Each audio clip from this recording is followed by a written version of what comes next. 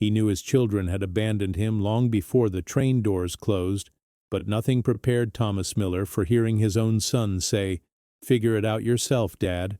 The words hung in the air of Chicago's Union Station like smoke, bitter and impossible to swallow, and for the first time since the accident, he wished his ears had gone silent too. In that instant, his blindness suddenly felt like the second worst thing that had ever happened to him. The late afternoon rush hour moved around him like a river he could no longer see, only feel pushing at the edges of his small world. Footsteps echoed on marble, rolling suitcases rattled over the tiles, and voices overlapped in a blur his ears were still learning to map after 70 years of trusting his eyes. Thomas sat on a cold wooden bench with his white cane across his knees, fingers tracing the smooth handle that had become his reluctant pair of eyes while he tilted his head, trying to follow the sound of his daughter's breathing somewhere to his left. "Emily?" he asked softly, his voice swallowed by the station's restless noise before it had time to find her. He hated how small it sounded now, how it had shrunk since the crash on I-90 stole his sight, and with it, the easy certainty he once wore like a coat in the Chicago winters. A year ago, he had been the one driving, leading, deciding where the family went. Now every question felt like a quiet surrender, written in the tremor of his words. "I'm here, Dad," Emily replied, but there was a tremor in her voice she didn't bother to hide, the kind that comes when strength has been borrowed for too long. At 32, she spent her days as a social worker on the West Side, defending strangers with more energy than she had left for herself, and coming home to bills, dishes, and an exhausted body that still had to be patient with him. We don't have much time before our train back," she added, each clipped word carrying guilt and fatigue that Thomas recognized, even without seeing her face. To his right, he heard the impatient tap of a shoe he knew belonged to his older son Mark, the rhythm sharp and fast like every decision Mark made. His boy had always walked as if the world owed him a faster lane, from Little League diamonds in the suburbs to the polished hallways of the consulting firm that now paid for his tailored overcoat. "We've been over this," Mark said, his tone more quarterly review than family moment. "The assisted living place is 10 minutes from here. They'll send someone to get you from the bench and you'll be fine." Thomas inhaled slowly, catching the faint scent of strong coffee, pretzels, and someone's perfume drifting past, all of it painting a world he could no longer check with his own eyes. "I thought we were just touring it," he said carefully, tasting each word before he let it go as if one wrong syllable might break something fragile between them. "You said this was just to see the place, to get a feel for it, and I didn't even bring any of my things," he added, feeling confusion press against his ribs like a second heartbeat. There was a pause, a silence so heavy it seemed to press his shoulders down, louder than the trains and louder than the announcements echoing off the high ceiling. Somewhere far off, a train horn sounded and vibrated through metal and stone, counting down to a moment he couldn't see coming, but could feel crawling toward him. "Dad?"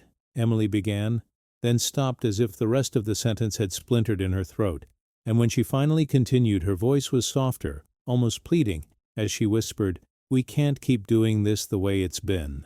"What way has it been?" Thomas asked more sharply than he intended, the question jumping out before he could sand down its edges. He angled his face toward where he thought Mark was standing, searching for a presence he could no longer confirm with a glance, relying only on warmth and sound and the subtle shift of air. "I thought staying with you in the suburbs was working, that we were managing together as a family, not falling apart," he said, and the word managing sounded thin, like a blanket that no longer covered the whole bed. "Managing?" Mark let out a dry laugh that made Thomas flinch, because he had heard that sound directed at clients but never at him. "You mean me taking off work every time you get turned around in the house, or Emily driving across the city at midnight because you think you hear someone in the backyard, or us arguing over who has to cancel plans next?" he asked, each example landing like a stamped file, official and non-negotiable. "Dad, we love you, but this isn't sustainable. We have our own lives, and nothing about this feels like living anymore," he finished, and the words felt like a door quietly closing between them. The words sliced deeper than Thomas expected, because buried inside them was a truth he already knew but had refused to say out loud. He had heard Mark's quiet sighs in the hallway and felt Emily's hands tremble when leading him across busy intersections in Oak Park, each tiny sign a warning his heart had tried to give him long before today. "I never asked to be your burden," he said quietly, his fingers tightening around the cane until his knuckles ached. "I never wanted this for any of us. And if you were in his place, would you forgive the people who loved you but were tired of carrying you?" A woman's voice floated over the speaker system, announcing a delayed departure for a train to St. Louis, her words wrapped in static like a tired exhale that seemed to fit the moment too well. Thomas listened closely, using the announcement as an anchor as his world shifted again beneath his feet, because schedules and tracks were still things he understood, even if he could not read them anymore. "I gave you everything I had," he whispered, not sure if his children could hear him over the station noise. "Little league games, college tuition, your first cars. I thought that counted for something when it was my turn to need help." "Dad, don't do that," Emily said, and now she sounded closer, as if she had knelt in front of him and folded herself into the space his fear was trying to fill. Thomas could feel the warmth of her presence, the way the air shifted when someone was near, and he pictured her eyes shining the way they had the day she left for college with 2 suitcases and a brave smile. "It's not about what you did for us," she murmured. "It's about what we can't do anymore. Because I'm burning out, Mark is barely holding it together, and we're scared too of messing this up and losing you in some worse way." For a moment, Thomas almost reached out to touch her face, to map with his fingers the daughter he had known before his world went dark and his pride grew louder than his vision.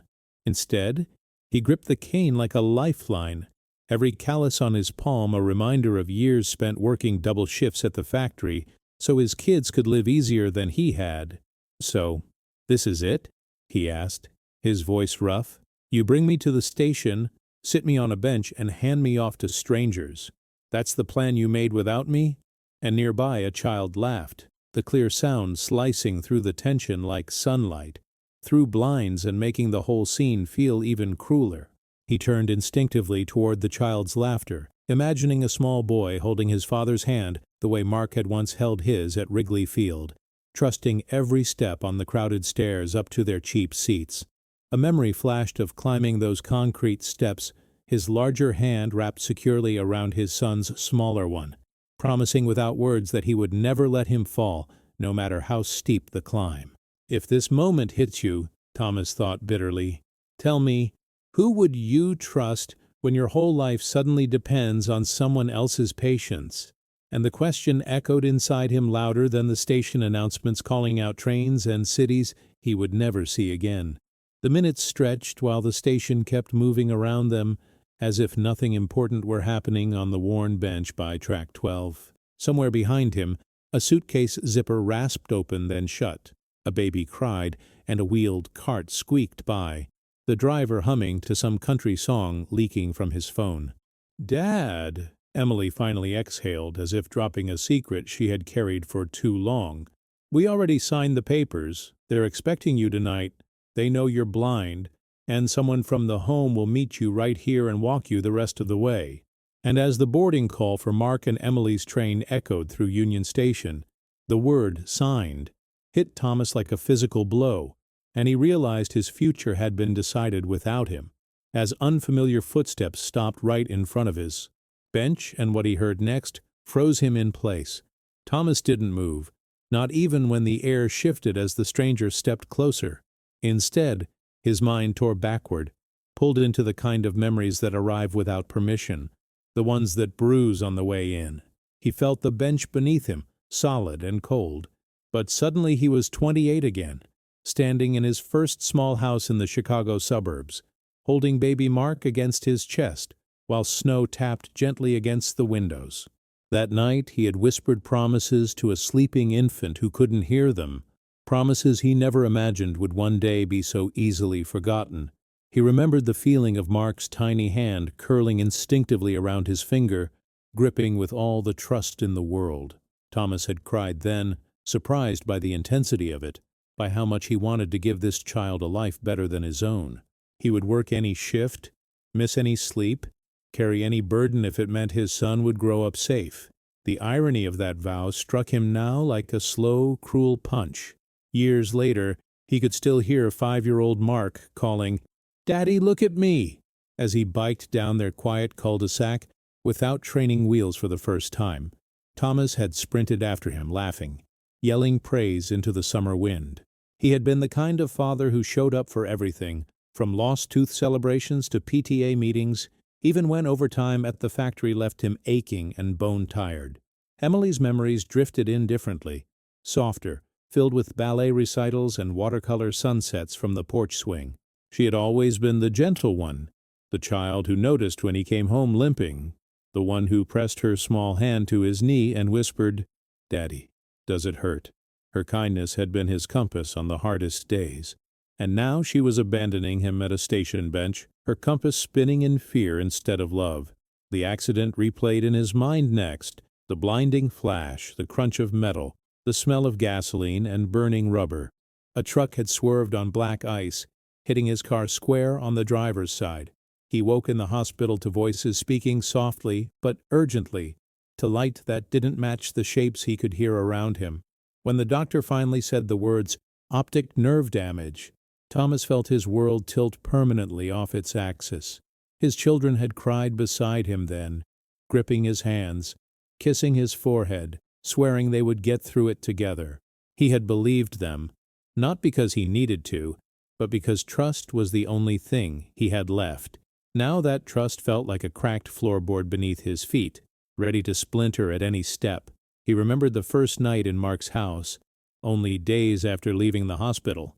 He sat at the dining table while they ate dinner, listening to forks scrape plates and trying to tell his left from his right by the echoes in the room. When he accidentally knocked over a glass of water, the silence that followed was sharp, embarrassed, painful. Mark had sighed, not loudly, but enough for Thomas to hear what he wasn't saying. Emily had tried to ease the tension, setting her hand on his shoulder, guiding him to the couch, helping him learn the layout of the house. But even her gentleness had frayed over time, worn thin by exhaustion and long commutes. Thomas replayed every moment in his mind now, wondering if he had been blind long before the crash. Had he missed the warning signs? Had he trusted too deeply in a love that couldn't carry the weight of real need? The stranger in front of him cleared their throat softly, but Thomas stayed silent, lost in another memory, one he wished he could forget. 6 months ago he had overheard Mark whispering to Emily in the kitchen, "We can't keep doing this." Now, it was the same sentence Mark had thrown at him today, but hearing it then had felt like watching someone close a door you weren't ready to walk through. Thomas had pretended he didn't hear that conversation, pretended everything was fine, pretended he wasn't losing more than just his vision. Have you ever ignored a warning your heart tried to give you? He wondered, breathing slowly as the station noise washed over him. If he had listened back then, maybe he wouldn't be sitting here now, waiting for strangers to decide his fate. Another flash, Christmas morning 10 years earlier, wrapping paper everywhere, coffee brewing, and his kids laughing, teasing each other, hugging him. He remembered thinking, this is what love feels like, a home full of sound and warmth. Today, in the vast coldness of Union Station, he felt the absence of that warmth, like a wind tearing through an open door. He wondered if his children missed him even a little, or if relief was already settling quietly in their bones. The idea hurt more than he expected, settling behind his ribs like a stone he could not lift. "What's the hardest goodbye you've ever faced?" he thought, and he realized this one hadn't even fully happened yet, and still it was destroying him. He inhaled shakily, trying to anchor himself. He had survived factory layoffs, medical bills, raising kids alone after his wife passed, and now blindness. He could survive this too, maybe, but only if he understood why his children had chosen this day, this way, this cruel echo of abandonment. "I deserve the truth," he whispered under his breath, almost too softly for anyone else to hear. The stranger leaning toward him shifted again, shoes scraping gently against the floor. Thomas's grip tightened on his cane. He wasn't sure whether he should expect kindness or another quiet blow to the heart. What kind of person approached an abandoned blind man in a crowded station? He angled his chin slightly upward, forcing his voice steady as he said, Who are you?" The footsteps stopped. Air stilled. And then the stranger answered with a name Thomas hadn't heard in years, a name that twisted his stomach into a knot and made his pulse stumble, before adding, "Your children weren't supposed to leave you like this." And just like that, everything he thought he knew about this day cracked open. But one sentence was about to shatter everything he believed. "It's Claire," the woman said gently, her voice low but clear above the background noise of Union Station. Claire Bennett. The name dropped into Thomas's mind like a stone into still water, sending shockwaves through years he thought were finished with him. Claire, his late wife Linda's closest friend, the one who used to babysit the kids, the one who disappeared from their lives after a bitter argument he barely remembered anymore. For a moment Thomas forgot how to breathe. In his mind, Claire was still 28, laughing in his kitchen, flour on her cheek from helping Linda bake birthday cakes for Mark and Emily. Now her voice sounded older, steadier, threaded with a tired compassion that only comes from spending a lifetime watching people fall apart. What are you doing here?" he managed, his fingers flexing unconsciously on the cane. "I got a call," Claire said, taking another step closer so he could feel the warmth of her presence in front of him. "From Lakeside Manor, the assisted living place your kids signed you up for. They recognized my name on your emergency contact list and reached out when something didn't feel right." Her words came slowly, like she was measuring each one, testing how much truth he could handle at once. Thomas frowned, his brows pulling together as if trying to force focus back into eyes that would never see again. "Emergency contact list?" he repeated. He didn't remember writing her name anywhere. He didn't remember giving anyone permission to dig that far into his past. "I haven't spoken to you in, 10, 15 years?" he said, the number tasting strange on his tongue. 17, Claire replied softly, and that precise correction hurt more than he expected. 17 years since Linda's funeral. For a moment her voice broke, then steadied again. "I tried to come around after, but you were locked in your grief? And then Mark made it clear I wasn't really welcome anymore. So I backed off, like he wanted. Maybe I shouldn't have." The station announcement crackled overhead, calling out a departure for Milwaukee. People hurried past, wheeled bags rattling like distant thunder. Thomas sat perfectly still, chest tight. "My kids put your name down?" he asked. Why would they do that? He hadn't trusted his memory much since the accident, concussion, trauma, pain meds, but he was almost certain he hadn't seen Claire's name on anything. "That's the problem," Claire said quietly. "They didn't put my name down. You did." She let the sentence hang there for a moment, letting him feel its weight. "At least, that's what the paperwork says. I saw the copies. Your signature, your initials, your consent. Only, when I read through what you supposedly agreed to, my stomach twisted." A chill skated down Thomas's spine. He licked his lips, suddenly aware of how dry his mouth was. "What did I supposedly agree to?" he asked, his voice rough. He wasn't sure he wanted the answer, but he knew he couldn't move forward without it. Have you ever felt that moment when you realize your life might be built on someone else's lie? Claire shifted like she was trying to find the right angle to drop a truth bomb without completely destroying him. "You didn't just agree to move into assisted living, Thomas," she said. "You signed over durable power of attorney to Mark. Full authority. Financial, medical, legal, the works. It means he can make decisions in your name. All of them." His hands went numb for a second, as if the cane he was holding had vanished. The station sounds blurred into one long, indistinct roar inside his head. "No," he said automatically, shaking his head. "I would never sign something like that without knowing. I might be blind, but I'm not stupid." "Oh," the words came out harsher than he intended, anger already flaring as a way to shield him from the panic creeping up his throat. "I believe you," Claire replied. "That's why I came." She sank onto the bench beside him, her coat rustling softly. Thomas could smell a faint trace of lavender, the same scent Linda used to wear. It punched a hole straight through his composure. Lakeside faxed me the documents after I started asking questions. The dates don't line up with what you told the social worker, and there are signatures that look off. Off how? Thomas demanded. He gripped the cane harder, knuckles aching. Either they're mine or they're not. He was suddenly aware of the smallest details, the roughness of the bench, the faint draft near his ankles, the hum of fluorescent lights, as if his body was trying to anchor him while his world tilted again. Like someone traced your signature from older forms, Claire said carefully. Same pressure, same slant, but not the natural variations you see when a person actually signs something new. I showed them to a friend of mine who works in legal aid. She said if you never knowingly signed, this could qualify as fraud, possibly elder abuse. The phrase elder abuse made Thomas's stomach lurch. That was something that happened to other people. The ones in sad news stories, the ones without family, the ones who'd made mistakes bigger than his. "You're saying my son committed fraud," he whispered, the words scraping his throat.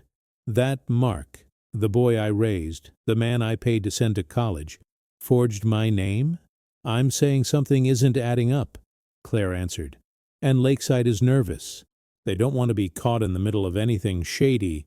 So when they realized you were being dropped off at the station without a staff escort, they called me. They said, 'This doesn't match what we were told about the transfer plan.'"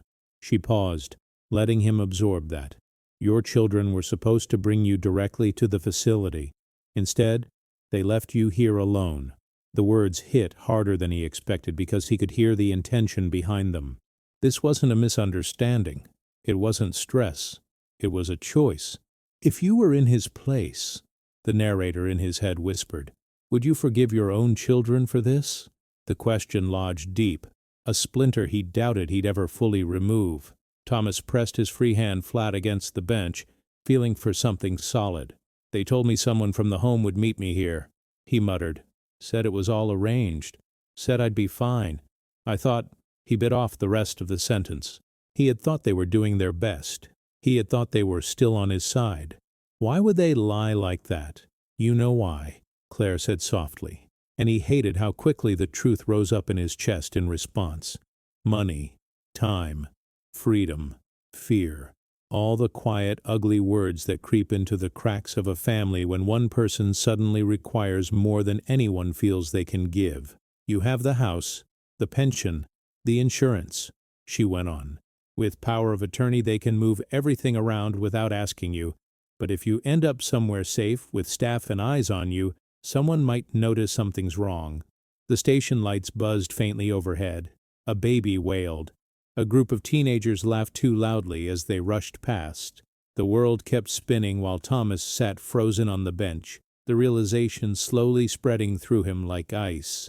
"So they needed me alone," he said quietly, almost to himself. "Somewhere in between. Not home, not the facility, just unaccounted for." Claire didn't answer, and her silence said more than any words could. Thomas swallowed hard, feeling an ache behind his eyes where tears used to come. They didn't anymore. Not easily. Grief had scorched them dry years ago when he buried Linda. "Share your truth," he thought bitterly. "Have you ever seen someone hide their pain to protect you?" Because that's what he'd done for his kids for years. Hidden how scared he was, how lost, so they wouldn't carry his fear on top of their own. "Why did you really come, Claire?" he asked after a long pause. You could have ignored the call, written it off as family business and stayed out of it like before. He didn't mean it as an accusation, but it came out sharper than he hoped. There was too much hurt in him now to filter anything cleanly. "Because I promised Linda," Claire said, her voice soft but unshakable. "The night before she died, she made me promise that if things ever got bad for you, really bad, I wouldn't stay away just because it was uncomfortable. I failed that promise once when I let Mark push me out. I'm not doing it again." She took a breath. "And I've seen too many cases like this in my work. I'm not letting you become just another file." A distant phone rang somewhere behind them, then stopped. Thomas felt something stir in his chest. Not hope, exactly, but the faintest thread of possibility. Maybe he wasn't as alone as he thought. Maybe someone still remembered who he had been before the cane, before the hospital, before the signatures he never wrote. "So what now?" he asked. "What happens next? Am I supposed to just walk into that facility and pretend nothing's wrong?" "That depends," Claire replied, and now there was a different edge to her voice, the steel he remembered from arguments in his kitchen long ago when she refused to let him give up on himself, "on whether you're ready to fight this, to question what's been done in your name, to let people dig into your finances, your paperwork, your family. It won't be easy. It won't be pretty. But it might be the only way to get your life back." Somewhere inside, the old Thomas, the one who worked double shifts and still showed up for school plays, straightened his spine. He wasn't just a blind man abandoned at a station. He was still a father, a husband, a man who had walked through fire before. "If this moment hits you," he thought, "tell me, who would you trust when everything familiar starts to look like betrayal?" He opened his mouth to answer Claire, to say yes or no or something in between, but before he could speak, a new sound cut through the station noise. A mobile phone sitting in Claire's bag began to ring, vibrating urgently against the bench. She pulled it out, glanced at the screen, and Thomas heard the sharp inhale she couldn't hide. Her voice dropped when she answered, but he could still catch the first few words. "This is Claire. Yes, I'm with him now." There was a pause, a longer one. Then her tone changed, hardening with shock. "What do you mean there's been another withdrawal in his name?" she asked. "He's sitting right next to me. He couldn't have signed anything today." Thomas felt the blood drain from his face, a cold dizziness washing over him. Another withdrawal, in his name, while he sat on a bench, blind and abandoned. The truth was no longer just emotional. It was financial, legal, dangerous. He straightened slowly, every nerve on high alert, as Claire's hand trembled around the phone, because whatever was happening to his life wasn't just neglect anymore. It was an active act in progress. And little did he know, the real storm was only beginning. The word withdrawal ricocheted through Thomas's chest like a blunt impact, each syllable bruising deeper than the last. He leaned slightly toward Claire, unable to see her face but sensing the way her body stiffened beside him. The phone pressed to her ear felt suddenly like a siren, one he could hear only through her quick, shallow breaths. "Claire," he whispered. "What are they saying?" She lifted a hand as if to calm him while still listening intently. Her voice came out lower now, clipped by growing urgency. "Yes, yes, I understand," she said into the phone. "No, he's not capable of signing anything today. No, he's not even carrying his wallet." Her jaw tightened. "Please email me everything immediately." When she hung up, she took a slow breath, the kind people take before delivering a truth that cannot be softened. "Thomas," she said gently, "someone withdrew $5,000 from your savings account this afternoon." "Boo," he shook his head, almost violently. "That's impossible. I've been with you the whole time, and before that, I was with Mark and Emily." His throat constricted, heart thundering unevenly. "I don't carry my cards anymore. They keep them in a drawer at Mark's house, so I won't misplace them." The realization made bile rise in his throat. "Oh, God!" Claire placed her hand lightly over his, a gesture he hadn't felt from anyone in years, grounding him just enough to keep him from unraveling. "The bank says the documentation looks legitimate," she added softly, "which would be less concerning if you hadn't also filed a power of attorney transfer last month." "I didn't," Thomas snapped, louder than he intended, causing a few passers-by to glance in their direction. "I didn't sign anything of the sort." His breath shook. Why would they do this? Why would my own children? He stopped, unable to finish the sentence, as if saying it aloud would make it undeniably real. A memory surfaced with blinding clarity. Mark offering to handle the mail, just to make things easier. Emily insisting she help with bills because, "Dad, the print is too small anyway." Moments that once felt like love now twisted like knots pulled too tight. Have you ever realized too late that the help you accepted was the cage being built around you? Claire's voice softened, almost breaking. "You trusted them." That's not a crime. That's what parents do. He turned his face toward where he imagined hers to be, jaw clenched. I raised them better than this. I know, she said, but people can change under pressure. Money, time, fear, those things warp judgment. A station announcement cracked overhead, shaking loose a flood of noise. Rolling luggage, murmured conversations, footsteps echoing across marble floors. The world went on as if a man's life wasn't quietly collapsing in the middle of it. Thomas rubbed his forehead with trembling fingers. So what now? Do I confront them? Call the police? What am I supposed to do when I can't even see the forms being forged in my name? His voice caught. I feel helpless, Claire. I hate it. You're not helpless, she insisted. You're blind, not broken. There's a difference. One you need to start believing. Her words struck something inside him he didn't expect. A flicker of defiance he thought blindness had stolen. He inhaled shakily. Then tell me what I can do. Claire cleared her throat. Legally. First step is proving you didn't authorize any of these transactions. Second is challenging the power of attorney. Third is ensuring you're somewhere safe, not a bench in Union Station. Her tone hardened. The facility is expecting you, but not like this. They think you're arriving with family, not abandoned. Thomas clenched the cane so tightly his knuckles ached. If I go there now, won't I just be walking into whatever plan they set up? Not if we change the plan, she said. You go, but not the way they intended. You let the staff know something's wrong. You let me talk to the director. You make noise. Quiet victims get forgotten. Loud ones get protected. He swallowed. I don't feel loud. You will, she replied. You have more strength left in you than you think. Before he could respond, a sudden commotion erupted behind them. A suitcase toppled.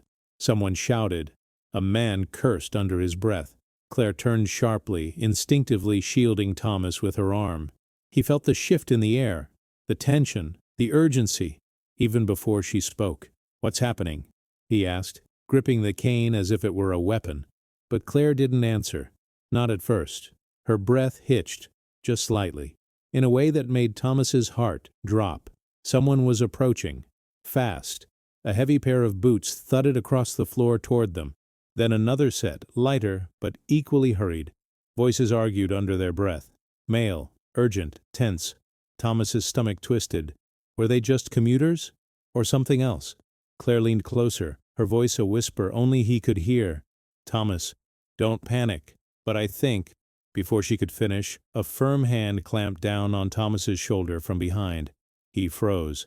The grip tightened, and a familiar voice hissed in his ear, one he never thought he'd hear again inside a moment like this. Dad, get up. Now. He turned his head toward the voice and realized he wasn't supposed to hear it. The grip on Thomas's shoulder tightened with a force that sent a jolt of pain up his neck. He sucked in a breath, startled, confused, and almost hopeful. The voice had been Mark's, the son he had raised, the boy whose scraped knees he had kissed, whose baseball games he had cheered from cold metal bleachers, whose future he had sacrificed years of sleep to build. But something in the tone, sharp, panicked, threatening, made Thomas's heart stutter in his chest. This wasn't the voice of a son rescuing his father. This was the voice of a man caught in the middle of something unraveling too fast.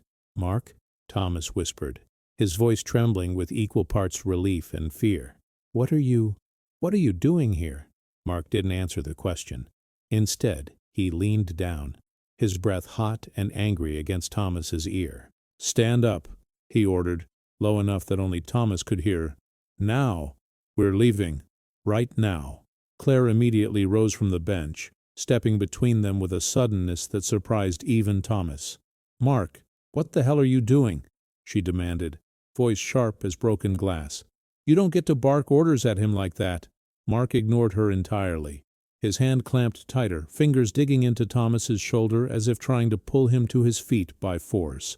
Dad, we need to go, he said, louder now, the words cracking under strain. Get up. Years of instinct kicked in. The instinct to trust his children, to move when they said move, to follow the voices he loved. Thomas pushed himself slightly off the bench, but stopped when Claire grabbed his other arm. No, Claire snapped. Not until he tells us what's going on. Thomas felt the tug of war in real time. Claire trying to anchor him, Mark trying to whisk him away into the noise of the station. It made him dizzy, unsteady. For a moment he felt like a child again, pulled between two adults, neither explaining anything. "What happened?" Thomas asked, voice cracking. "Why are you here, Mark?" Mark exhaled sharply, like someone trying to hold back a scream. "You don't understand," he said. "Something's come up. You need to come with me. Now." "What came up?" Claire pressed, stepping closer, refusing to back down. Mark turned toward her, and though Thomas couldn't see it, Claire's sudden inhale told him everything. Mark's face wasn't worried. It was furious, defensive, cornered. "You," Mark spat, "need to stay out of our family business." "Our," Claire shot back. "Funny, considering Lakeside Manor called me, not you. Considering the bank called me, not you. Considering you left him here alone like a piece of luggage you didn't feel like carrying anymore." Shush, Mark swore under his breath, the word sharp and vicious. "You don't know what you're talking about."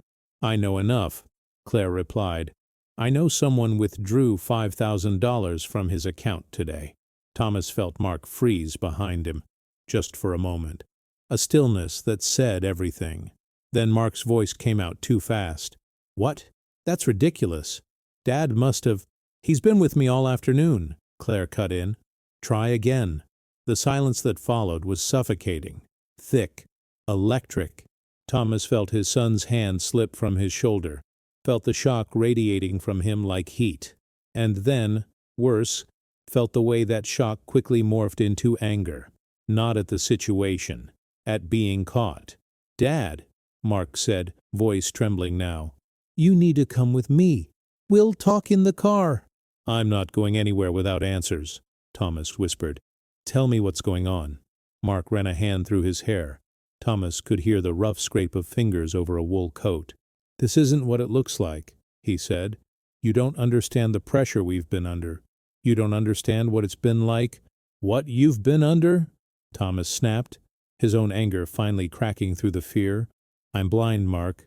Blind, and I've been trying to pretend I'm not terrified every day. But sure, let's talk about your pressure." Claire's hand squeezed Thomas's gently, supportive, steady. Mark's breathing hitched. "Dad, please, just come with me. We can fix this." "Fix what?" Thomas demanded. "The forged signature? The withdrawal? Leaving me on a bench alone?" People were slowing down as they walked by, sensing the heat in the air, the tension radiating from the three of them like a storm cloud ready to break. Emily's voice suddenly cut through the chaos. "Mark, stop!" Thomas's breath caught. "Emily, she was here too?" Her footsteps approached quickly, light but frantic. She must have run. "Dad," she gasped. "I'm so sorry." Thomas reached toward her, desperate for some kind of anchor, but she didn't take his hand. She didn't even touch him, because she wasn't here out of love. Her voice was trembling for a different reason. Fear, of consequences, of exposure, of secrets tumbling out. Mark hissed, "Why did you come back?" Emily's answer was almost a whisper. "Because they called me too." "Who?" Thomas asked, pulse pounding. Emily didn't speak. Claire did. "Lakeside Manor," she said. "They told her the same thing they told me. Your father's transfer paperwork is suspicious. The timeline doesn't match, and they can't legally accept him without a family escort." Mark swore again, louder this time. "This is ridiculous. They weren't supposed to—" He stopped himself, but it was too late. "Supposed to what?" Claire demanded. Thomas swallowed hard. "Mark, Emily, tell me the truth. All of it." For a long moment, neither child spoke. The silence was a confession, a full one, a devastating one. Emily finally broke. "Dad, we didn't know what else to do. You needed more care than we could give." Mark thought, "Don't blame this on me." Mark barked. "You said it was temporary." Emily cried. Thomas's heart cracked. "Temporary," he repeated, the word hanging in the air like a blade. Emily's breath trembled. "Just long enough to reorganize everything, to get things stable." Reorganize what? Thomas asked, voice shaking. Another silence. Emily whispered, Your finances. Thomas felt his soul drop straight through the bench. My finances, he echoed. You mean the house? The savings? The pension? Neither child spoke. Claire whispered, Thomas, I'm so sorry. He felt something inside him collapse, something he had fought for months to hold together. His trust, his pride, his identity as a father who had raised good people. Dad, Emily said softly, we didn't mean to hurt you. Thomas turned his face toward her voice. Hurting me wasn't the plan, he said quietly. Getting rid of me was. No, she cried. No, that's not. But he knew. He knew. Blindness had taken his sight, but betrayal had taken everything else. People were watching now. Whispers rose. Someone muttered, Poor man. Another said, Call security. Another, This is elder abuse. Mark grabbed Thomas again, desperate now. We need to leave. Right now. No, Claire said, stepping between them again. He's not going anywhere with you. You don't get to decide that, Mark roared. Before Claire could respond, a new voice cut through the station. Strong, authoritative, unmistakable. Sir, step back from him, a man ordered. Emily gasped. Mark stiffened. Claire's breath caught. Thomas felt a presence approach. Steady footsteps, a calm, commanding energy. Security. Is everything okay here? The officer asked. We received a report of a vulnerable adult in distress. Thomas opened his mouth to speak, to finally tell the truth, but before he could, he felt Mark's hand leave his shoulder.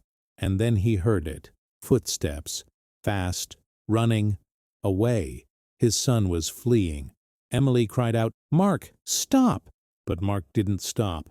He vanished into the crowd. And as the officer turned sharply, calling for backup, Thomas realized something. If Mark was running, it meant he was hiding something even worse. Something bigger than forged signatures. Something bigger than abandonment. The officer leaned down beside him. Sir, did your son take anything from you? Thomas swallowed hard. I don't know, he whispered. But I think he froze. Because suddenly his phone, the phone he never used, the one his children kept for emergencies, began vibrating violently in his coat pocket. He hadn't even known it was there. And when he answered, the voice on the other end made his blood run cold. Mr. Miller? This is Detective Harris from Oak Park Police. We need to speak with you immediately about a report filed in your name this morning. A report he had never filed. And the detective's next sentence would shatter the last thing Thomas still believed was intact. Thomas's fingers trembled around the vibrating phone, the device buzzing like a trapped heartbeat against his palm. He lifted it to his ear slowly, almost afraid of whatever truth waited on the other side. Detective Harris? He said, the words coming out raw. The officer at his side tilted closer, listening in, while Claire hovered protectively near his shoulder. Yes, sir, the detective replied, his tone steady but urgent. We have been trying to reach you all afternoon. Are you in a safe place? The question lodged in Thomas's chest like a stone.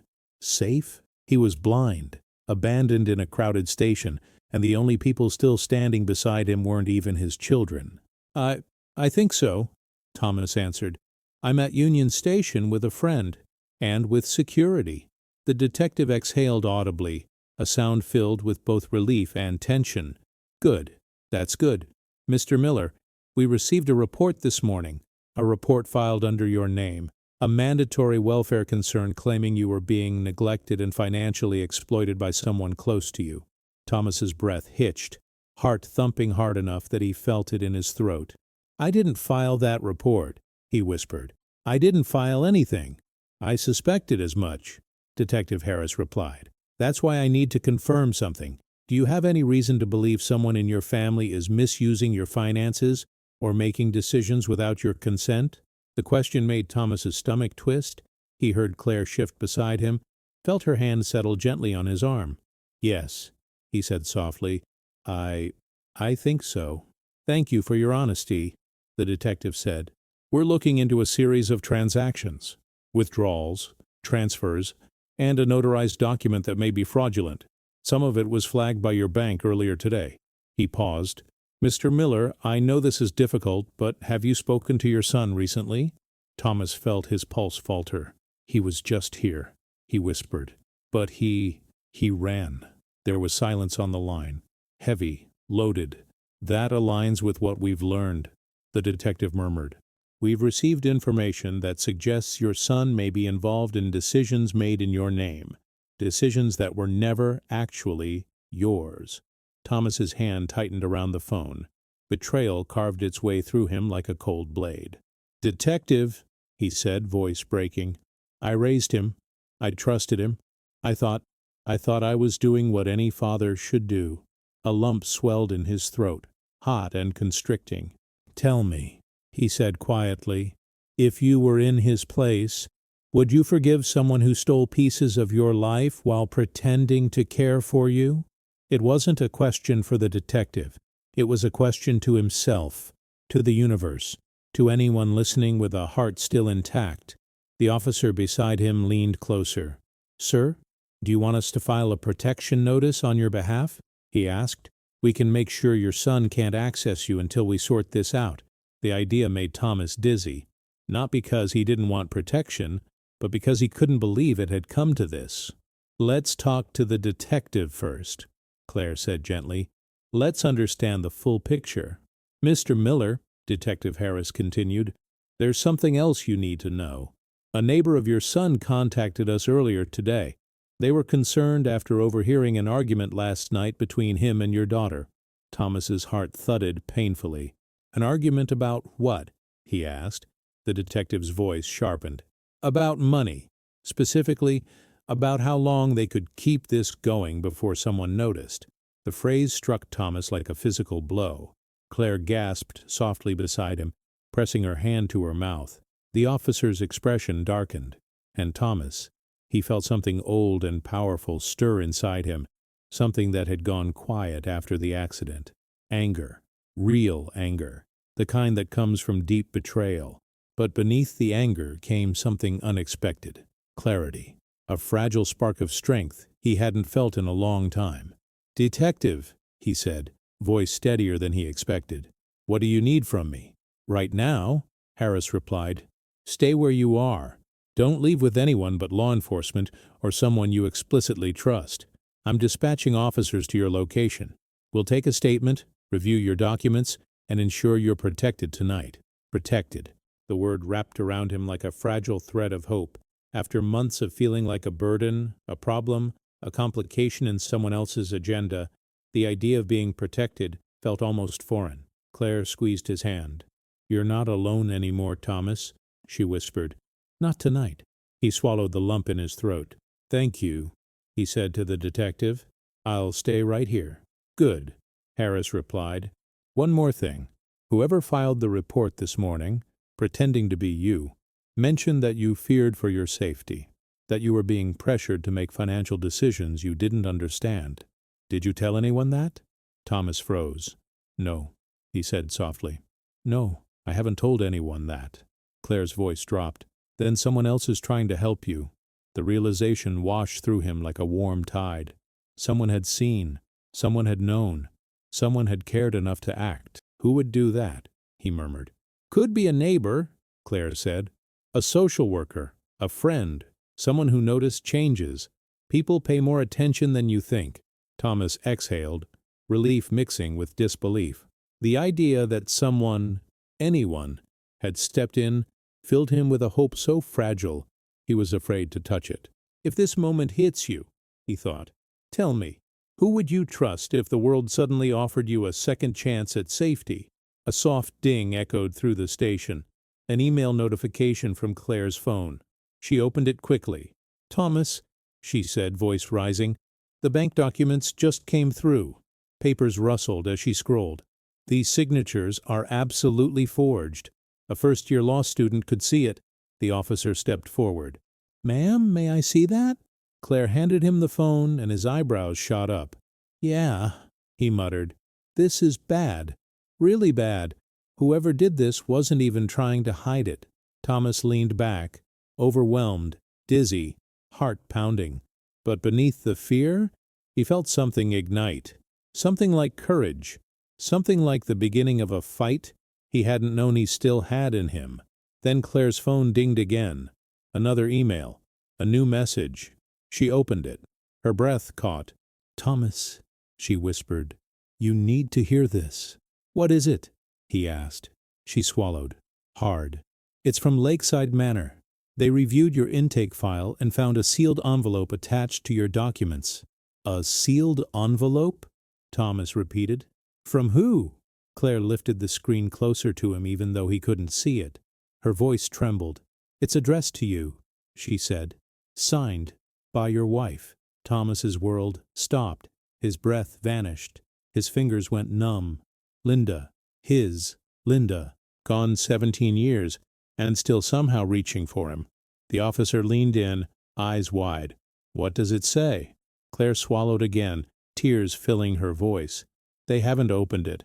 It was sealed. Mark and Emily never mentioned it. They may not have even known it was there." Thomas felt the world tilt, but not down this time.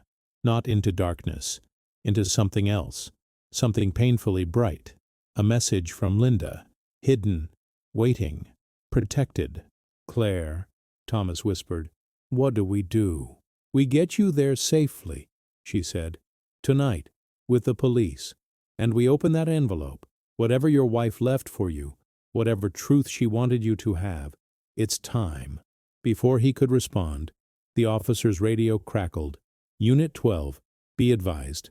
The male suspect from earlier has re-entered the station, possibly approaching track 10. Claire stiffened. The officer turned sharply, and Thomas's pulse collapsed into a single icy drop. Mark was coming back, and this time he wasn't alone. Thomas felt the shift in the air before anyone spoke, a ripple of tension sweeping through the station like a cold wind. The officer's posture stiffened instantly, one hand moving to the radio clipped to his vest. Claire stepped closer to Thomas, her shoulder brushing his as if to shield him from a danger he couldn't see coming. The announcement of Mark's return rang in Thomas's ears like an alarm bell. "He's coming back?" he whispered, barely managing the words. "Yes," the officer said quietly. "And he's not alone." His tone was tight, controlled, professional. But beneath it, Thomas sensed unease. The kind of unease that came when a situation was spiraling faster than the bystanders realized. "We need to move you to a safer location inside the station," he continued. "Right now." But Claire hesitated, her hand tightening subtly around Thomas's. "If we move suddenly, he'll know we're on to him," she said. "Maybe he's just coming to explain." "No," Thomas cut in softly, surprising even himself. "No more excuses. No more pretending." He shook his head. "He ran when security showed up. Now he's coming back with someone else. That's not a conversation. That's a plan." Claire's breath trembled at his clarity, and even the officer nodded. Thomas had spent months doubting himself, but not now. Not anymore. The officer gestured toward a quieter corridor near the information desk. "We should get you out of the open," he said. "Backup is on the way." But before they moved, Claire's phone dinged again. Not an email this time. A voicemail notification. From a number Thomas didn't recognize. She pressed play out of instinct, holding the phone to her ear, and froze. Her face drained. Her knees nearly buckled. "Thomas," she whispered, voice trembling. "You need to hear this." She put the call on speaker. A man's voice crackled through the audio. Shaky, frightened, rushed. "Mr. Miller, this is Daniel. I work at Lakeside Manor. I'm calling because I found something, and I didn't know who else to contact." His breathing was ragged. "There were 2 intake folders for you, one official, one hidden." Thomas felt ice crawl across his skin. Daniel continued, voice quivering. "The hidden one had notes. Someone had been writing instructions about your care, about your money, about limiting your access to communication and visitors." Thomas sucked in a breath, the truth hitting like a physical punch. "And it wasn't written by staff," Daniel continued. "It was signed, with your son's name." Claire's hand flew to her mouth. The officer cursed under his breath. Thomas's heart broke in a clean, cold line. "There's more," Daniel said. Voice cracking. The sealed letter from your wife. It was misplaced intentionally. Someone put it in a file no one was supposed to look into. Someone didn't want you to find it. Thomas felt tears pool behind his blind eyes, something that hadn't happened in years. Linda, he whispered. She tried to warn me. He reached blindly for Claire's hand. She caught it immediately. Why would my own children hide something from me that their mother left? He asked, voice splintering. Then Daniel's voice dropped to a terrified whisper. I think someone paid a staff member to bury the file. I don't know who, but I think someone didn't want you to ever move in, or ever be found. The voicemail ended in static. A heavy silence hung in its place. Thomas wanted to collapse. He wanted to scream. He wanted to disappear into the floor. But instead, something inside him hardened. The same thing that once helped him survive burying his wife, losing his sight, losing control of his life. A man could only break so many times before the pieces rearranged into something sharper. Detective Harris needs to hear that message, the officer said. Immediately. Claire nodded. I'll forward it, she whispered, wiping a tear. Thomas. This changes everything. Someone inside the facility was involved. Someone working with your kids. But before Thomas could process any of it, a voice cut through the station. A voice that made his stomach twist violently. Dad. Emily. She was close. Too close. Breathless. Panicked. Running toward them. Dad, please! You can't go with her! Emily cried, pointing at Claire, even though Thomas couldn't see it. You don't understand what's happening. You're being manipulated. Claire spun toward her, fury flashing in her voice. Manipulated! He was left on a bench like forgotten luggage. You don't know everything. Emily shot back, tears streaming down her face. You don't know what Mark... She stopped, too abruptly. What about Mark? The officer asked sharply. Emily's breathing hitched. Nothing. It's just complicated. Thomas stepped toward her, leaning heavily on his cane. Emily, he said softly, look at me. She did. He could feel her shaking in front of him, could sense her mouth trembling as she tried to hold herself together. Tell me the truth, he whispered. Everything. Emily broke. Dad, Mark made me sign things. She sobbed. He told me they were temporary. He said it was for the bills. For your medical stuff. For keeping the house afloat. I didn't know he was taking money. I didn't know he was selling things. Thomas's breath left him in a hard, crushing wave. Selling what? Her voice collapsed. Your tools, your car, Mom's jewelry, Claire gasped. The officer swore again, and Thomas felt something inside him finally fracture. The final thread snapping. But Emily wasn't done.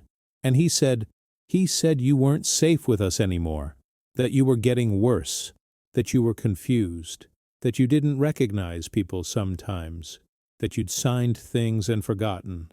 Thomas steadied himself. I never forgot my own signature, Emily. She nodded, sobbing harder. I know that now. I should have known before, but Mark, he said he was protecting us, that you would become dangerous if we didn't take control. The officer's expression darkened. That's a classic elder abuse manipulation tactic, he muttered. Thomas shook his head, disbelief strangling him. Dangerous? He whispered. I can barely walk across a room without help. Emily covered her face, her shame loud enough to fill every inch of space around them.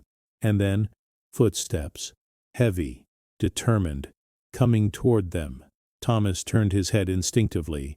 He couldn't see the man approaching, but he felt the weight of presence. Strong, steady, purposeful. The crowd parted subtly around him. Even the officer straightened. Who is that? Thomas whispered. Claire answered, stunned. That's Detective Harris. Thomas's heart lurched. Already?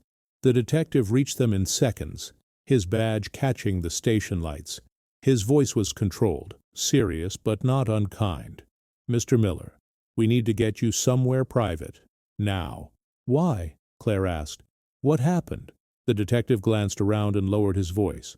We found something in your son's car. What? Thomas whispered, dread creeping up his spine. Harris hesitated. the brief kind of hesitation that meant the truth was going to hurt. "We found your medical records," he said. "Your IDs, your social security documents, all packed in an envelope with cash." Thomas froze. Emily choked on her own breath. Claire's hand flew to her chest. "Why would he pack those?" Claire asked. Harris met Thomas's sightless eyes. "Because someone was preparing to move you," he said quietly. "And not into Lakeside Manor." Silence fell like a hammer. Thomas felt the air shift, the deep, visceral kind of shift that comes right before the truth lands. "Move me where?" Thomas asked, barely breathing. Harris took a long, steady breath before answering. "Somewhere you couldn't be found." Claire clamped a hand over her mouth. The officer beside them stiffened. Emily collapsed into a sob. And Thomas, he stood still, cane shaking in his hand, his heartbeat thundering in his ears. Harris stepped even closer, voice dropping into a whisper. "Mr. Miller, there's something even worse." Thomas swallowed hard. "What?" The detective looked him dead in the face. "We found a one-way ticket with your name on it." Thomas's legs buckled. Claire caught him. Emily screamed, the officer cursed, and Harris finished the sentence that shattered the last illusion Thomas had left. "A ticket for a state where no one would ever think to look for you. Your son was planning to disappear you." The station noise blurred into a hollow roar. Thomas's world tilted. His heart cracked. And Harris leaned in with the final blow. "And he's closer than you think." For a long moment, Thomas couldn't move, couldn't breathe, couldn't even think. The words "your son was planning to disappear" you echoed in his skull like a siren, too loud to ignore, too brutal to believe. He felt everything inside him collapse into a tight, suffocating knot. He had feared abandonment. He had feared betrayal. But he had never, not even in his darkest spirals, imagined this.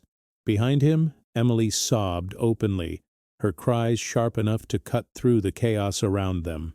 Detective Harris placed a steadying hand on Thomas's arm. "We're not letting anything happen to you," he said firmly. "You're safe now. I promise." But promises felt fragile to Thomas, too fragile after the lies that wore his children's voices.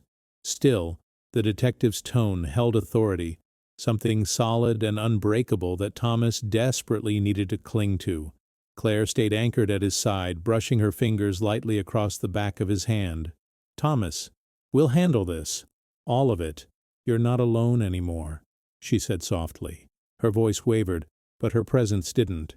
She had shown up today with no obligation, and yet she stood more firmly beside him than the children he had raised.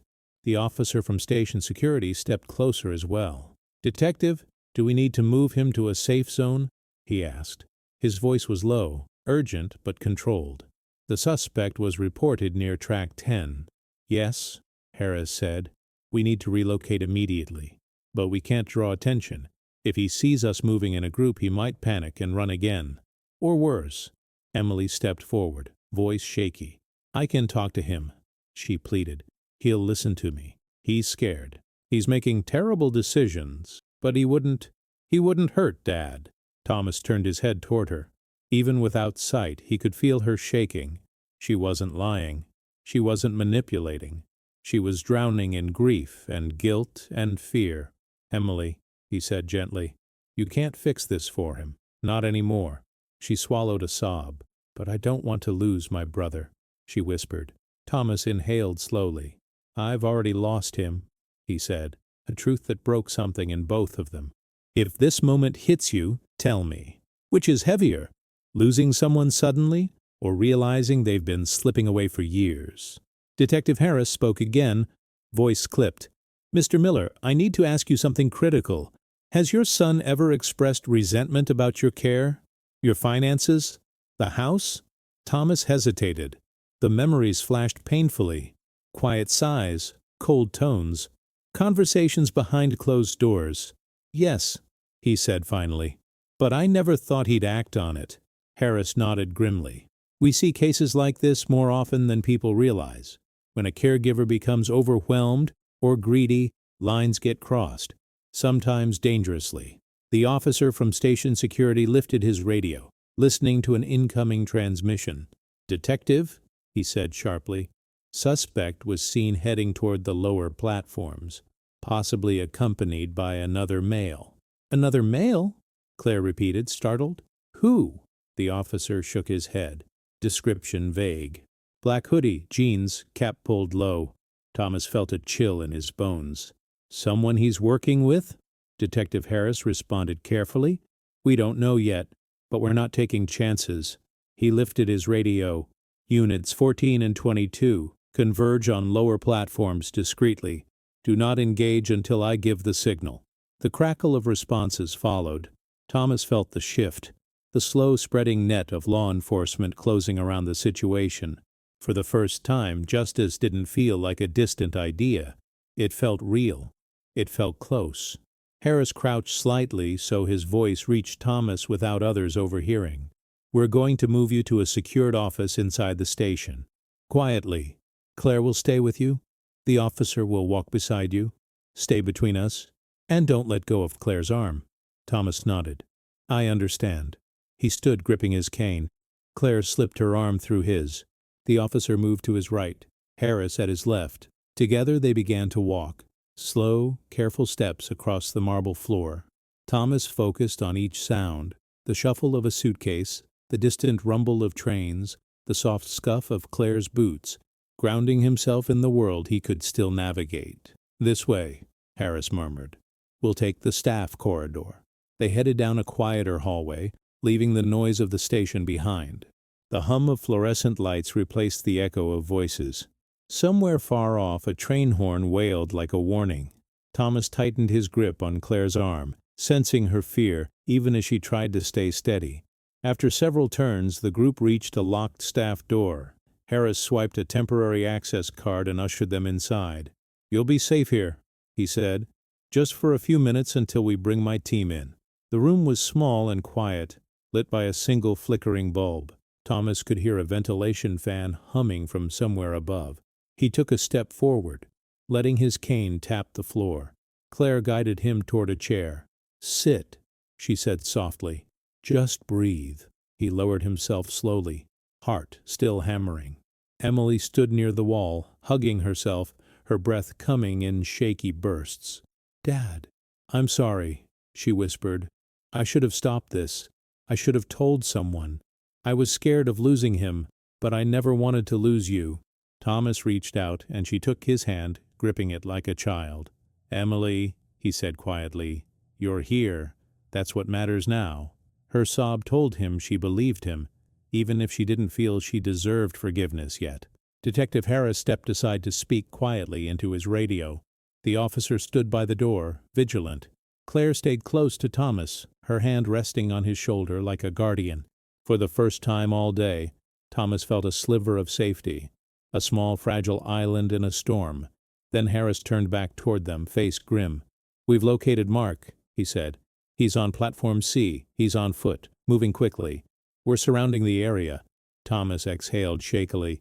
"Will you arrest him?" "Not yet," Harris said. "First, we need to secure you. Then we'll bring him in." The officer's radio crackled again. "Unit 22 in position. Suspect appears agitated." "Keep eyes on him," Harris replied. Silence fell, heavy, suffocating. Emily paced, nerves spiraling. Claire rubbed Thomas's shoulder gently. The officer stepped forward as if anticipating something. Then, a loud crash echoed from just outside the door. Metal striking metal. A grunt. Rapid footsteps. Claire stiffened. The officer drew in a sharp breath. Emily froze. Detective Harris lifted a hand. "Stay back!" Another sound erupted, a violent metallic slam like someone had struck the hallway lockers. A muffled yell followed. Someone was right outside the staff corridor. Someone running. Fast. The officer reached for the handle, but Harris snapped, "Don't open it!" Too late. The handle jerked violently from the other side. Once, twice, then harder. Claire grabbed Thomas's hand. Emily whimpered. Thomas braced himself, pulse pounding so loudly he could barely hear the world around him. The handle jerked again, hard enough to rattle the hinges. Harris stepped forward, ready to defend. The officer drew closer too. A final, brutal impact shook the door from top to bottom. Then, a voice tore through the hallway, feral and cracked with panic. "Let me in! Now!" Thomas's blood turned to ice. He knew that voice, and as the handle twisted violently again, it wasn't Mark's voice anymore. The voice on the other side of the door didn't belong to Mark, but it carried the same sharp desperation, the same frantic edge that comes from someone running out of time. Thomas felt every muscle in his body lock as the handle twisted again, metal grinding against metal. Claire's hand tightened around his. Emily stumbled backward until she hit the wall, her breath trembling in and out like someone drowning on dry land. Even Detective Harris froze for a second, not in fear, but in calculation. "Who's out there?" the officer barked. Another violent slam hit the door, rattling the frame. "Let me in!" the voice shouted again. Deeper now, angrier, cracking with a familiar intensity Thomas hadn't heard in nearly 20 years. A sound buried in memory. A sound connected not to his children, but to someone else who once stood inside his life. Harris moved into position, one hand hovering near the handle, the other ready to draw his weapon if necessary. "Everyone step back," he ordered. Now, the officer and Harris exchanged a quick glance. A silent conversation Thomas could sense but not see. Footsteps pounded on the floor outside the door, pacing, circling, frantic. The air felt tight, thin, heavy with something breaking open. Then the voice roared again. "Thomas! Open the door!" Thomas staggered upright, his cane shaking under his grip. "I know that voice," he whispered. "Oh, God, I know that voice." Claire and Emily looked at him, confused, terrified. But Thomas didn't need eyes to recognize the thunder of someone's pain. He had heard it only once before, the night his wife died, the night another part of his family shattered. Harris lifted his hand. "Sir, stay back." But the truth already choked its way out of Thomas's throat. "That's my brother," he said. "That's David." Emily gasped. Claire's mouth fell open. The officer cursed under his breath. Thomas hadn't spoken to David in 10 years. They had fought over the funeral, over the will, over who failed Linda first, over who abandoned who. A rift that grew so wide, neither had dared to cross it since. But now David was here, at Union Station, slamming his body against a locked door, calling Thomas's name like a man desperate to pull someone back from a cliff. "Dad?" Emily whispered, wide-eyed with shock. "I didn't even know Uncle David was in Chicago. I thought he moved to Arizona," Thomas murmured. "I thought—" His voice broke. "I thought he was gone." Another hard slam shook the door. Harris stepped forward, voice calm but commanding. "Open it slowly," he said to the officer. "I want eyes on him immediately." The officer exhaled, braced himself, and cracked the door open an inch. David forced his face into the opening, red-eyed, breathless, frantic. "Let me in!" "Sir, step back," Harris ordered. But David shoved harder, tears streaming down his cheeks, his voice breaking into 100 pieces. "It's my brother," David choked out. "I have to talk to him. You don't understand. He's in danger." The officer tightened his grip on the door, preventing it from opening further. "We know that. That's why you need to calm." "No!" David shouted, voice shaking violently. "You don't know everything. You don't know what Mark is planning." The room froze. Emily sobbed. Claire's hand flew to her chest. Thomas steadied himself with his cane, lungs tightening. "David," he said softly, "what do you know?" David gasped like someone surfacing from deep water. "He came to my apartment last week," he blurted out. "He said he needed help, said he was overwhelmed, said he was losing everything. His job, his home, his sanity." Emily's breath hitched. He didn't tell me," David continued desperately. "He asked if he could stay with me for a night. I thought it was grief, stress. I didn't think—" His voice cracked. "I didn't think he'd do something to you." The officer looked at Harris. "He doesn't sound like a threat." David wiped his face with shaking hands. "I didn't want to believe him," he said. "But then I found something in his bag." Thomas felt a cold ache bloom in his chest. What did you find?" David swallowed hard. "Your bank statements, your mail, Your insurance paperwork. Emily covered her mouth, sobbing. Oh my God. And, David continued, voice breaking completely, a note he wrote to himself about what to do with you. Thomas's knees buckled. Claire caught his arm. A note? David nodded, tears spilling again. I didn't want to think the worst. I told myself he was just overwhelmed. But then, today, he sent me a message. Harris stepped closer. What kind of message? David pulled out his phone, hands trembling violently. A goodbye. A real one. He said he messed up too badly to fix it, that he was scared of being arrested, that he didn't want Emily dragged into it, and then… He choked on his breath. And then he said he was going to finish what he started. Harris stiffened. The officer pulled the door fully open now. Emily collapsed into another sob, sliding down the wall. Thomas's stomach twisted violently. Where is he now? David shook his head helplessly. I've been searching the station for him for 20 minutes. He said he was going to find you, to say something before he froze, then whispered, before he turned himself in. A strange stillness filled the room, a silence not of safety, but of realization. Emily rose shakily. Dad, he's not trying to hurt you, she whispered. He's trying to say goodbye. Thomas's breath caught. His cane trembled. The world shrank into a tight sphere of emotion he couldn't escape. I need to talk to him, Thomas whispered. Please. Harris hesitated. It's risky. He's unstable. We don't know if he's alone. David stepped forward, softer now. Please, let him try. Mark listens to Dad. He always did, even when he was angry. Thomas inhaled shakily. Detective, if I don't talk to him now, I might never get another chance. Harris studied him for a long moment, then nodded. Okay, but we control the setting. Thomas nodded. Where is he? The radio crackled suddenly. Unit 22, suspect sighted near the East Concourse. He appears distressed. He's looking around anxiously. Thomas's pulse quickened. He's looking for me, he whispered. Harris signaled the officer. Bring him in safely, no cuffs yet. Approach calmly. If he runs, surround. If he resists, call it in. The officer nodded and slipped out the door. Emily stepped toward Thomas, reaching for his hand, but stopping just inches from it, afraid she no longer had the right. Thomas reached out first, catching her fingers gently.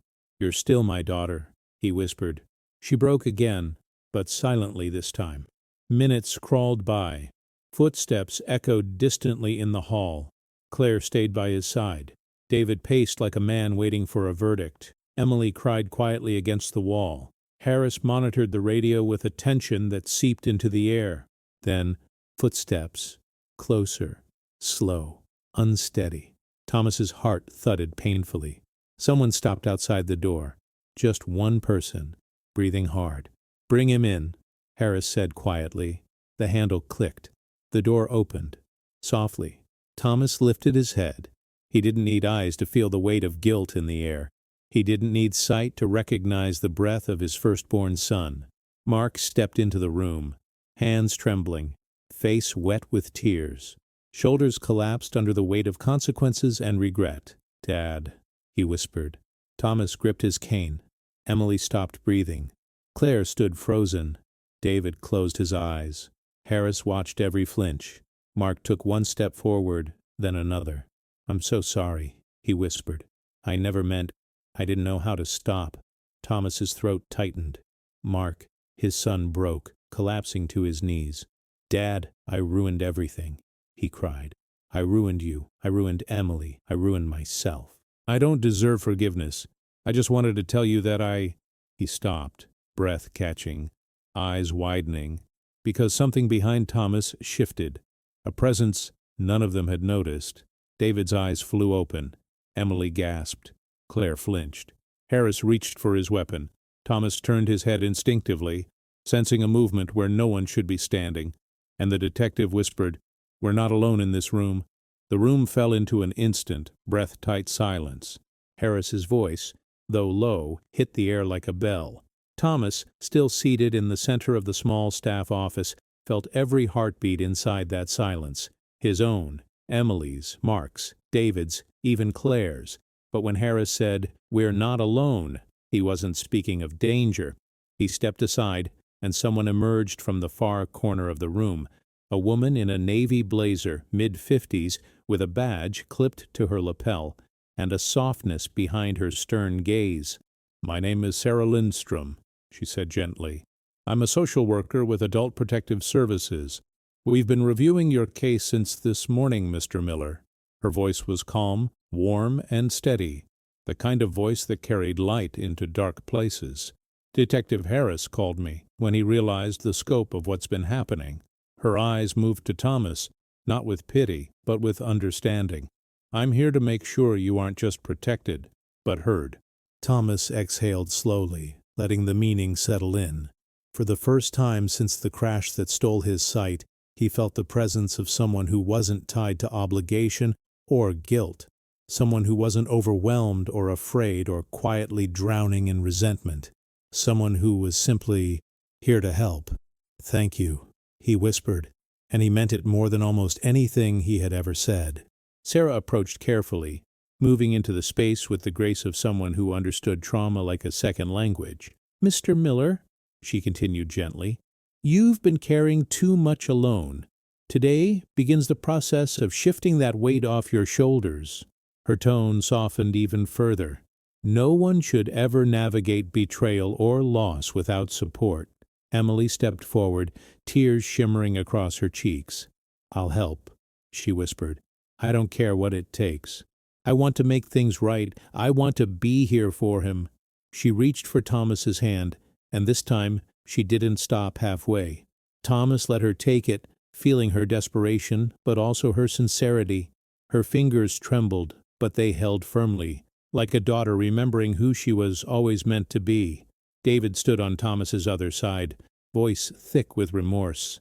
"I'm not leaving again," he vowed. "I made mistakes too. I let pride ruin what little family I had left. But not anymore. You're not facing this alone, brother." The pain between them was old, deep, and scarred, but the promise was new, raw, and real. And Mark, still kneeling on the floor, finally lifted his face. It was wet, blotchy, ashamed, and exhausted, the face of a man who'd run too far from his own conscience and finally crashed into the truth. "Dad," he whispered, voice breaking into pieces. "I'm so sorry. I didn't know how to carry everything. I thought if I could fix the money, fix the panic, fix everything, maybe you wouldn't see how scared I was." Thomas heard him, heard every fracture of guilt, every echo of the boy he used to carry on his shoulders, every plea from the son who had lost himself trying to manage a life too heavy for one person to control. "Mark," Thomas said quietly, "you should have come to me, not run from me." "I know," Mark sobbed. "I know. And I was wrong. All of it. I don't expect forgiveness. I don't even deserve it. But I want to take responsibility. I want to do the right thing now." Sarah stepped beside him, not as an adversary, but as a lifeline. "Mark," she said gently, "the best way to help your father now is honesty, cooperation, and allowing professionals to step in where the family no longer can." Her tone made clear that accountability did not erase love, but love could no longer replace accountability. Thomas inhaled deeply, letting the air settle inside his lungs like an anchor. "I've spent months feeling like a burden," he said softly. "Blindness changes everything. It changes your world, your independence, even your pride." He paused. "But it shouldn't have changed your love for me." Emily sobbed harder. Mark bowed his head. David blinked back tears, and Claire placed a hand on Thomas's shoulder, grounding him with a presence that felt almost like Linda's, steady, warm, unwavering. "Listen to me," Thomas continued, voice growing steadier with every word. "I don't know how long I have left on this earth, but however long it is, I'm not spending it in fear, or confusion, or betrayal." His grip tightened on Emily's hand. "I want peace." Sarah nodded softly. "And we will help you get it." She took a slow, intentional breath. "Here's what happens next. Detective Harris will take formal statements from all parties. We'll open an investigation into the financial exploitation, and we'll ensure you're placed somewhere where your safety, health, and independence are honored." Thomas listened carefully, and then, unexpectedly, he smiled. Small, but real. "Good," he whispered. "I'm ready for that." He turned toward where he sensed Mark still knelt. "As for you," he said gently, "you'll have to face the consequences of your choices. That's not to punish you. It's so you can rebuild honestly. It's so we all can." Mark nodded slowly, tears dripping onto the floor. "I'll do whatever they need. Whatever you need." Emily stepped beside him, placing a trembling hand on his shoulder. "We'll go through it together," she whispered. And in that moment, Thomas heard it. The fragile but unmistakable sound of siblings rediscovering each other through the rubble of their mistakes. Detective Harris approached Thomas. "Mr. Miller," he said respectfully, "we can take you to Lakeside Manor now, not as a man being abandoned, but as a man stepping into protection, truth, and dignity." His voice carried reassurance. "And you'll open your wife's letter tonight, with support, with safety, with witnesses if you choose." Thomas felt his chest tighten. "I'd like that," he whispered. "She left it for me. I want to hear her words in a place where nothing can be taken from me again." Claire squeezed his hand. "I'll be right there," she said softly. David nodded. "So will I." Emily moved closer. "And me." Even Mark choked out. "If they allow me, I'd like to be there too." Thomas exhaled, long, slow, full, letting decades of weight fall off his shoulders. "Then let's go," he said. "Together." And for the first time since the crash that stole his sight, for the first time since the children he loved lost their way, for the first time since grief tore his world apart, Thomas Miller stood not as a burden, not as a victim, but as a man reclaiming his life, step by fragile, courageous step, surrounded not by perfect people, but by people willing to change. And in that quiet staff office of Union Station, he understood a truth that carried him forward. Healing doesn't always come from the past, but from who chooses to walk beside you in the future.